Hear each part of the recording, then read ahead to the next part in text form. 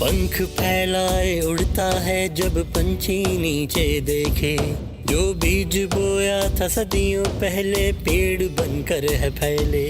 कच्ची जो पगडंडी थी अब मीलों लंबी सड़क है, तरक्की की राह पे निकला इंसान। ये सब तो बदलता समय है, ये सब तो बदलता समय है। ये एक सैंडविच की प्रस्तुति है। जिंदगी का चक्कर भी बड़ा मजेदार है।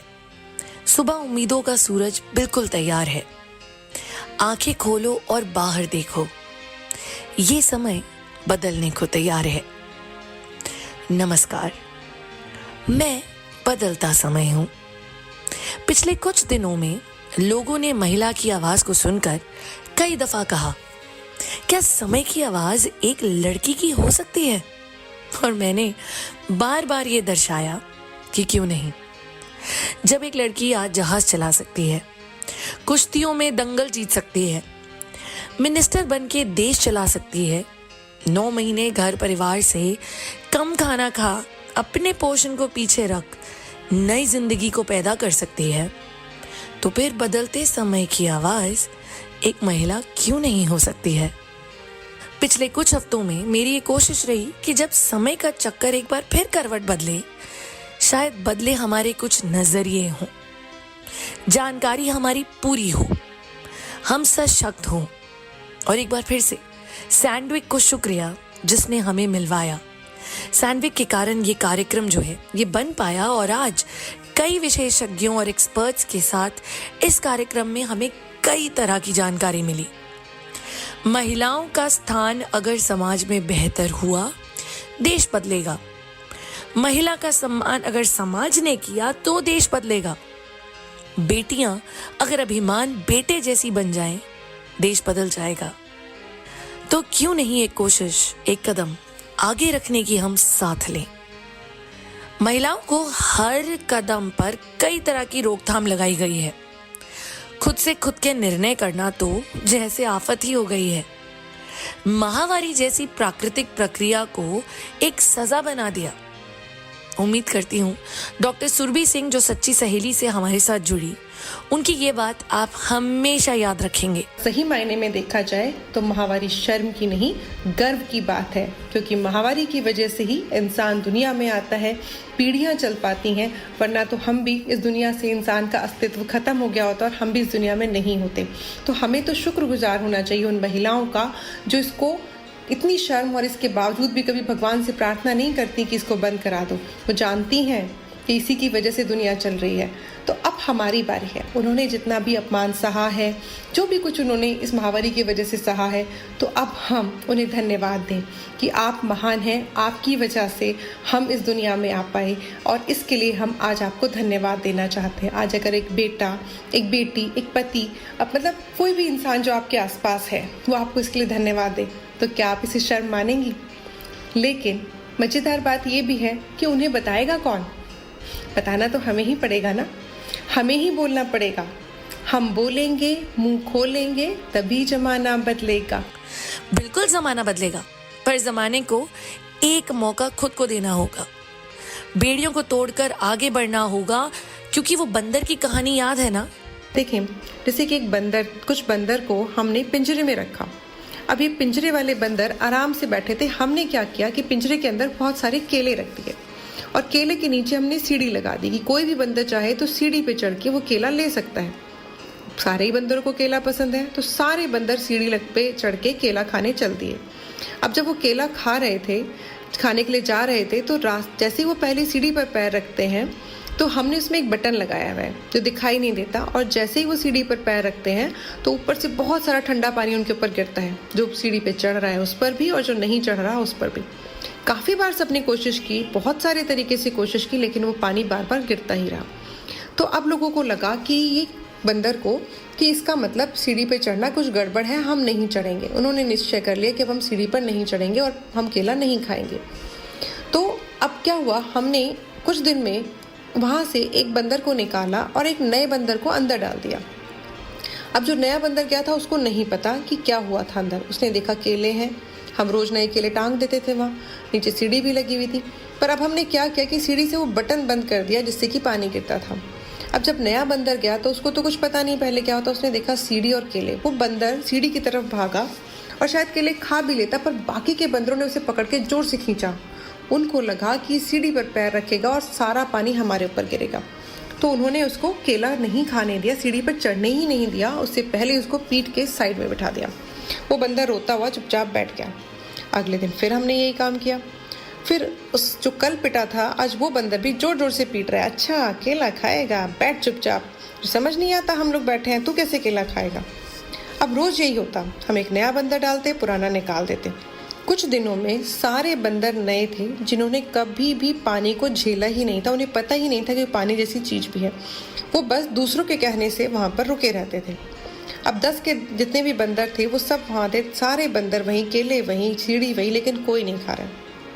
कितना आसान होता अगर कोई एक बंदर कोशिश करके देख लेता, तो सारे बंदर वो केले खा सकते थे, लेकिन किसी ने नहीं खाया क्योंकि उनके पहले वाले बंदर ने उनको ऐसा ही सिखाया था। हम सब क्या हैं? क्या हम सब वो नए बंदर नहीं हैं कि हम पुरानी बातों को चेक ही नहीं करना चाहते, बस हम मान के बैठ गए कि वही सही है। महिलाओं का क्या है, ये तो महिलाओं का साथ देने चल पड़ती हैं। ऐसा सोच रखने वालों का जवाब है सुनील जागलान, जो कि एक समाज सेवी हैं, हरियाणा के बीबीपुर गांव के सरपंच रह चुके हैं और इतना काम महिला सशक्तिकरण के लिए करते हैं कि वो खुद में एक उदाहरण है। अब एक पुरुष महिला सशक्तिकरण पर इतना काम करता है कि उनकी एक मुहिम सेल्फी विद डॉटर सिर्फ देश नहीं विदेश में भी बहुचर्चित हुई। हरियाणा में किस प्रकार से एक सोच बदलाव ला सकती है, एक पुरुष की एक पहल एक उदाहरण बन सकती है, ये सुनील जागलान ने दर्शाया है। देखिए, अभी बड़ा ही एक पॉपुलर कार्यक्रम लॉकडाउन के अंदर चला, हमारा जो धार्मिक ग्रंथ पर आधारित है रामायण। तो उसमें दिखाया गया था कि सीता माता जी जब धरती के अंदर समा रही थी कि मैं बार बार परीक्षाएं देकर, मतलब एक औरत को बार बार परीक्षा के लिए बोला जा रहा है, तो मैं अपना जो मैं सिर्फ मेरे पति के अधीन रही हूँ, उसी में विश्वास करती हूँ, उसी को भगवान मानती हूँ, और इसके लिए बार बार मेरे से जो परीक्षा ली जाती है, तो वो लास्ट में कह के जाती है कि इस धरती पर है ना औरत का कोई सम्मान नहीं है। तो वो जो सोच इतने पौराणिक काल से आ रही है, और उस सोच के साथ ही देखकर हम पले बड़े हैं। वैसे ही फिर वंशानुगत कर्म के द्वारा जो गुण पुरुषों के अंदर महिलाओं के अंदर आते हैं, वो भी ऐसे चलते रहते हैं। तो ये सर, आप काम कर रहे हैं, आपको लोग सुन रहे हैं, ये हमारी छोटी छोटी कोशिशें हैं कि परिवर्तन तो आएगा ही, इतनी मेहनत कभी वेस्ट नहीं जाएगी। सर, जाने से पहले एक संदेश है इन सारी कम्युनिटी समुदाय के लिए जो आपको सुनेंगे अलग अलग भाग में, हरियाणा के, राजस्थान के, उत्तर प्रदेश के, कोई एक मैसेज सबके लिए। हाँ, बस यही कि आप चाहे किसी भूमिका में हो, चाहे पुरुष की भूमिका में, चाहे महिला की भूमिका में, कभी भी अपने बच्चों को लिंग भेद करना ना सिखाए, और ना ही उनके सामने कोई इस प्रकार की अपने आप घटना घटने दें या खुद ऐसा करें कि उनके दिमाग में लिंग भेद से जुड़ी हुई कोई घटना चिपक जाए, और जब वो बड़े हों उसी के असर से उनकी पूरी जिंदगी बीतने लग जाए। तो इसके बारे में बहुत संवेदनाओं के साथ सोचकर अपने परिवार के साथ और अपने आस पड़ोस के साथ, अपने बच्चों के साथ इसी प्रकार का व्यवहार करें। पता है, महिलाओं को आगे बढ़ने में ऐसा नहीं है कि पुरुष साथ नहीं देते, या ऐसा भी नहीं है कि महिलाएं ही महिलाओं को नहीं रोकती। पितृसत्ता सोच को काटना जरूरी है।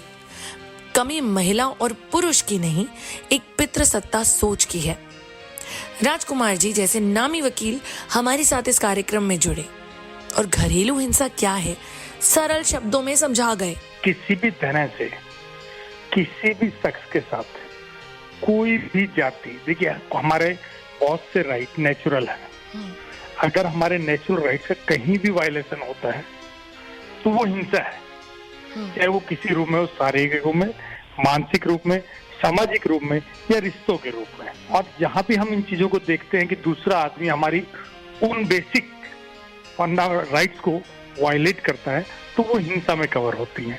अब घरेलू हिंसा से लोगों, सब जनरल पब्लिक ने एक ओपिनियन बना लिया है कि ये सिर्फ मैरिड वुमेन के लिए ही है, जबकि ऐसा कुछ नहीं है। घरेलू हिंसा लड़की के साथ भी हो सकती है, उसके घर में माँ बाप के साथ भी हो सकती है, उनके बच्चों द्वारा, बहू के साथ भी हो सकती है, सास नंद और हस्बैंड और इलाज के द्वारा, और किसी भी मेंबर के साथ, किसी भी तरह की, इवन मेल मेंबर के साथ भी हिंसा हो सकती है उसके अदर फैमिली मेंबर्स के द्वारा। ये सब घरेलू हिंसा में काउंट होते हैं।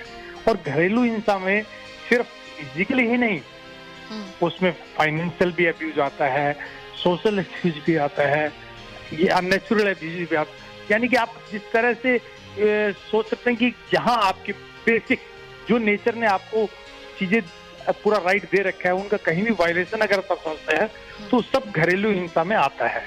ये कितना वाइड स्कोप है कि जिसे इंटरप्रिटेशन अगर हम करने लगे तो बहुत बहुत ज्यादा इसमें पॉइंट्स कवर होते हैं। लेकिन क्योंकि हमारे यहाँ एजुकेशन नहीं है, अवेयरनेस नहीं है, लोग बागों को अभी इतनी जागृति नहीं मिली है, तो वो सिर्फ मैट्रिमोनियल डिस्प्यूट को ही घरेलू हिंसा में लाने सोचते हैं। इन महीनों में आपके साथ इस कार्यक्रम से एक बात तो मैं भी समझी, और शायद आप भी, कि महिलाओं की मुश्किलें एक ही प्रकार की हैं। वो किसी भी समुदाय की हो, समाज की हो, परिवार की हो, किसी भी धर्म जाति की हो, माँ बहन बेटी हो, मुश्किल एक समान है। जैसे पानी की ही समस्या ले लीजिए। सहगल फाउंडेशन से ललित जी आए, जिन्होंने पानी की समस्या और उसका सीधा असर महिलाओं पर कैसे होता है ये बताया। देखिए, पानी की देखा जाए तो हमारे घरों में आमतौर पे जिम्मेदारी औरत के ऊपर छोड़ दी गई है। हम कभी इस बात की कद्र भी नहीं करते हैं कि वो बेचारी कितनी दूर से पानी लेके आ रही है और उसका उसके स्वास्थ्य पर किस किस तरह से प्रभाव पड़ता है। पानी और औरत की जो जिंदगी है वो ऐसे जुड़ी हुई है। अब मैं आपको उसके डिफरेंट एस्पेक्ट्स बताता हूँ कि जब वो पानी लेके आती है तो उसकी जो रीढ़ की हड्डी होती है उसके ऊपर सबसे ज्यादा वजन पड़ता है पानी के लाने ले जाने में।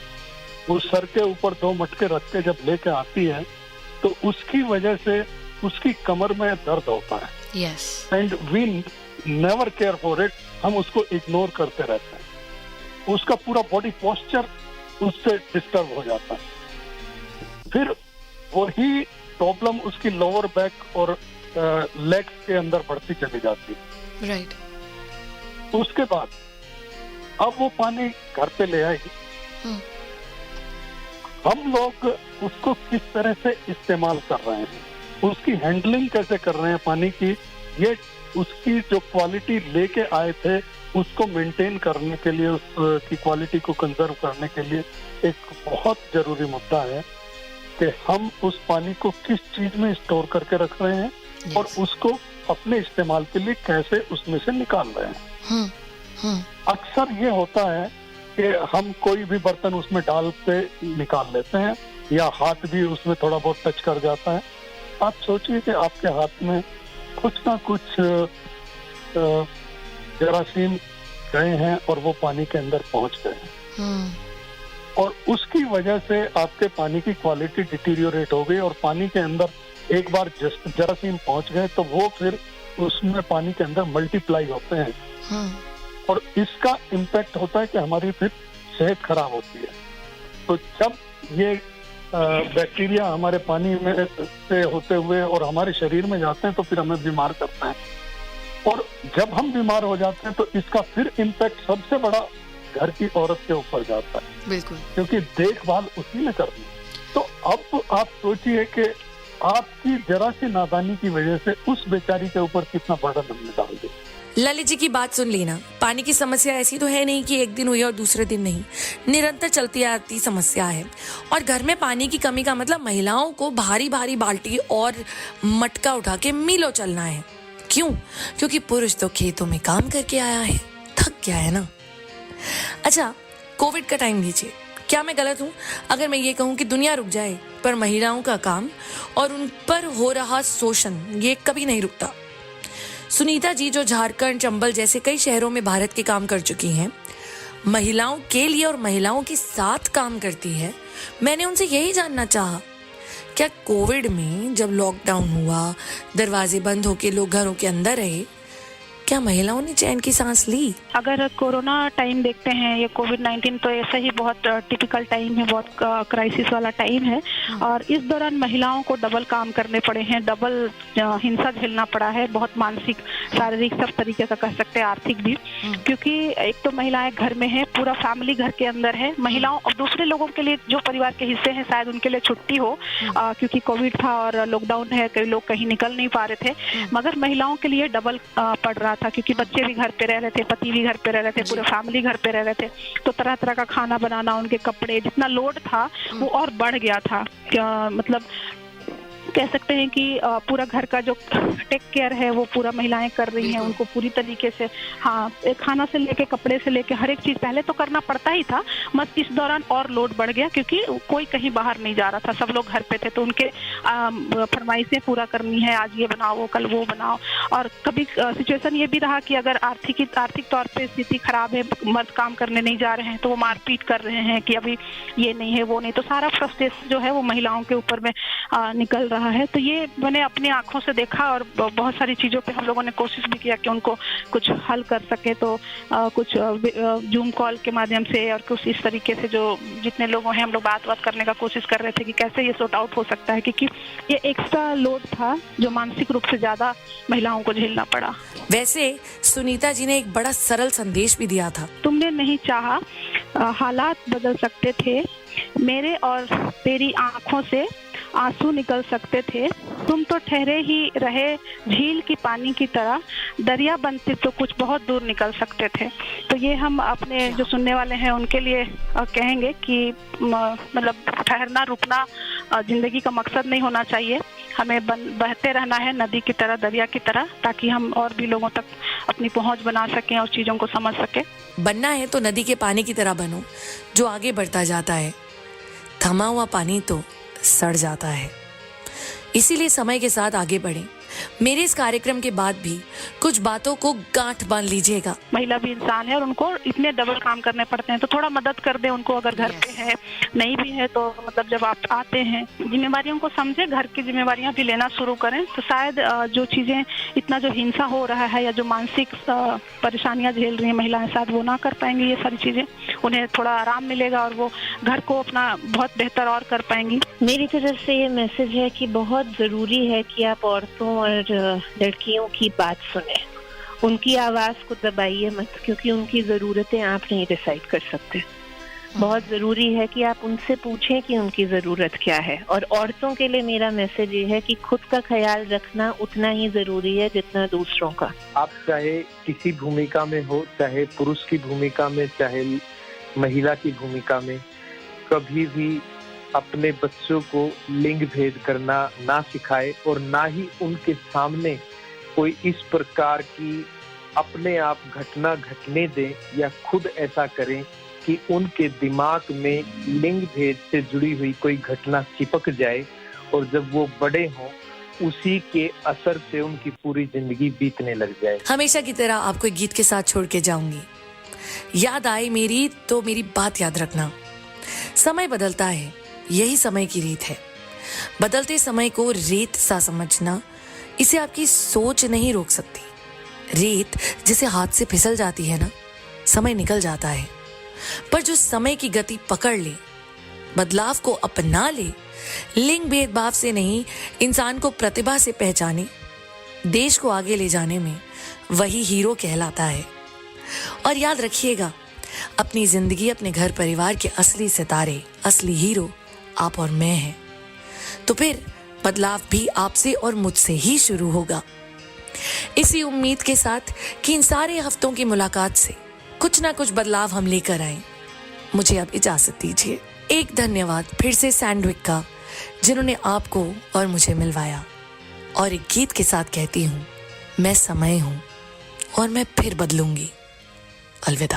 आता नहीं है पढ़ाना गाँव में आज भी, आएगा दिन कभी तो पढ़ने लगेंगे जब सभी। बेटी तो आज अपनी तू पढ़ा न पाएगा, बेटी न लिख सकेगी तुझे दिल की बात को। कोसेगी बेटी जिंदगी भर अपने बाप को, मजो रहेगी अनपढ़ बच्चे भी कम पढ़ेंगे, रह जाएंगे वो पीछे दुनिया की दौड़ से। दस्तखत न कर सकेगा अनपढ़ जो रहेगा, खाएगा वह हमेशा धोखा जहन में। तालीम दो सभी को मिलकर जहान में, लड़का हो या लड़की कुछ भेदभाव न करो, मेहनत से कर ला तुम दुनिया की बागवानी। यह खान कह रहा है कुछ और इस पे करना, मेहनत ही करके खाओ अनपढ़ी कभी न रहना। तो आएगी ताजगी दिल और ईमान की, आता नहीं पढ़ना मुझे ये ईमान की।